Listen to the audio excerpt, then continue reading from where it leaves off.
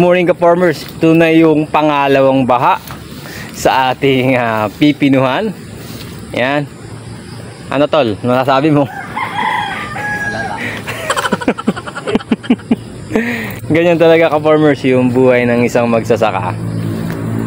Hindi natin makokontrol yung kalamidad. At saka yung takbuhan ng presyuhan. Bali, ito na yung pang 6 harvest natin. Ayan, marami pa rin bunga yung pipino natin. Yan o. Yun lang nga. Bago pa lang siya nakaka-recover. Pero nilubog na naman ng tubig baha. Ayan o. Ito, malakas ang agos dito.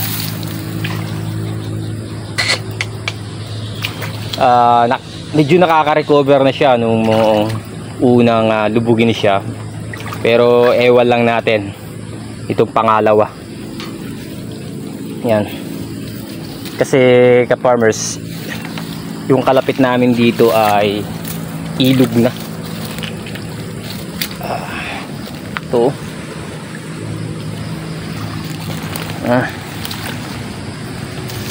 yun, dun dumadaan yung tubig oh.